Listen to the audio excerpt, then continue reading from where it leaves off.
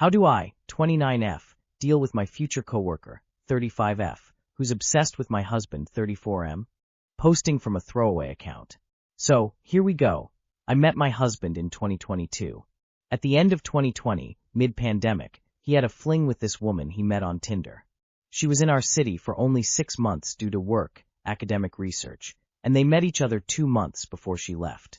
He told me it was very casual, especially because she already had her tickets back to her home country.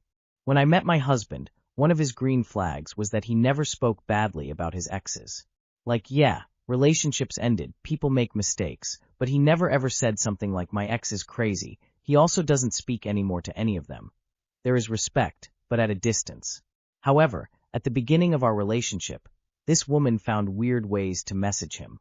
He had already blocked her on WhatsApp and Instagram, so she started sending emails. Mind you, they had been over for over a year. This woman kept messaging him, even though he never responded to his texts. He told me that, as soon as they ended their fling because she went back home, she kept messaging him every single day, saying that he was emotionally immature for not wanting a long-distance relationship. He kept saying that he never felt in love with her and kept things casual, but she never gave up. This was until he decided to block her, months before we even met. After he blocked her on every possible media, he found some peace of mind. The issue restarted when I finally managed to get a prestigious studentship I've always wanted in my life. This woman and I are in the same academic field, but as I said, different countries. However, I started to get daily notifications on LinkedIn that someone was checking my profile. Guess who it was? Exactly. Her. I also got to know that she was talking about me. She doesn't even know me. In academic events, as soon as she got to know that someone went to my university. I was just invited to join a big research project. I was so excited about it until the professor told me that he had hired other people to work with me. Guess who was one of them? Yep, her. She's moved back.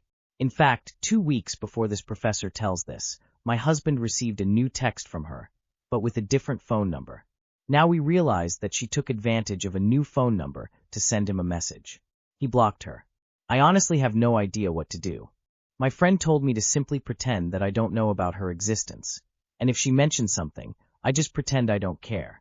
My other friend says that she's a stalker. My husband feels guilty of dragging me into this situation, but it's not his fault. I wouldn't mind working with an ex of his, but this person is completely off. Keep records of any texts or messages she sends you or your husband. If she continues harassing, report her to HR. What did she say in the recent text? Is she aware that he is married and to you? Did he tell her straight up that he is not interested and to stop harassing him or he will get a restraining order? He needs to. I would unlock and keep her messages as evidence. I accidentally read my sister's, F29, chats with her husband, M32, and I'm shaken. Need advice on how to help her. I'm posting anonymously because this involves my sister and her children. Recently my sister visited our parents' home. By accident I came across some chats between her and her husband. I wish I hadn't because what I read has left me deeply disturbed. They had an arranged marriage. He had been in love with someone else before marriage, but couldn't marry her due to family pressure. Since marriage he has repeatedly insulted my sister, her height, her family background, her worth as a person. He keeps telling her he has a government job and she is nothing, even though she is well educated. For context, we are not a wealthy family, but neither is he from some privileged or royal background. His father works for someone else, and his brothers do too. At least my father works independently. Yet he constantly uses money, status, and his job to demean my sister and make her feel inferior. This feels less about reality and more about control and ego. They currently live in a joint family. He has told her that at least in the joint family he can see his parents and siblings, but once they move into their own house, he doesn't know how he will tolerate living with just her. In moments of anger, he has even told her to either end her life or divorce him. They have 2 very young daughters. One is 3+, the other 1+. He has shown clear resentment over having daughters and was unhappy during both pregnancies.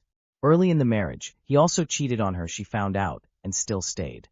What hurts me most is that in the chats my sister wasn't arguing back. She was just agreeing, apologizing, trying to calm him down. Another complication is that I am her youngest sibling. When I try to raise concerns, she shuts down, gets defensive, or says he was just joking, and that I'm overthinking. Because of the age and family dynamic, I don't have the space to confront her directly, even though I'm extremely worried about her mental health and self-worth. I'm struggling with how to support her without making things worse. Whether this clearly counts as emotional abuse. How to help her see that this is not normal or acceptable. What role family should realistically play, especially when children are involved. I'm not asking whether I should confront her husband. I know that could backfire on her. I'm looking for advice on how to quietly support my sister, protect her dignity, and help her move towards safety and self-respect in a way that makes sense in the Indian context. Any practical advice would really help. Correct me if I'm wrong, but encouraging a wife to kill herself is legally problematic in India. I think it's enough to ask for help from women's organizations in your area. Tell your parents. I don't know about your particular family, but I'm Indian American, and one girl got a divorce solely because her parents supported her. Can you hire people in India to adjust his attitude? I, 22F, did not give money to my mom, 54F, and now I am all alone. Did I mess something up? Hi, this is my first time posting, so I hope I'm doing this right. I'm 22F, and I have a twin sister. She currently gets paid for her studies, and my mom, 54F, really likes this because my sister sometimes gives her money. I'm a full-time college student, and I don't have a job, so I don't have any income.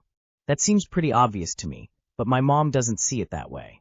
A few days ago, early in the morning, around 8 a.m., I overheard my mom talking badly about me to my dad. She was saying things like how she isn't appreciated by her daughters, and how she wishes she could get financial help. Hearing that really hurt.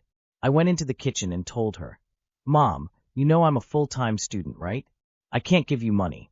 She immediately got angry and said, "I know you have money. I know you do." I tried to explain that I only have a very small amount, but she snapped back with, "So I'm forced to give money to my adult children now." I was already frustrated and said something I probably shouldn't have. "Mom, if you didn't want adult children, you shouldn't have had kids." For context, she has said many times that she wishes she never had me and my twin, so this isn't a sensitive topic she avoids. She completely exploded after that. She started screaming horrible things at me, which unfortunately isn't new. I told her, "Mom, what you're saying isn't normal." She got right in my face and yelled, "What's not normal is having to take care of children over 18. I went to my room and cried. A while later, she came into my room, stared at me for a few seconds, and then slammed the door shut. Since then, no one in my family is talking to me because I disrespected my mom. I don't have friends, so I haven't spoken to anyone in days. I feel incredibly alone, I'm crying all the time, and I honestly feel like I'm losing my mind.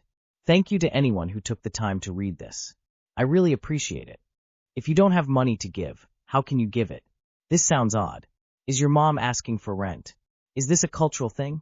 Something doesn't sound right with your mom. For your own sanity, go and make some friends. Are you Asian? Sounds all too familiar. Time to start building a life outside of home. 21M/21F.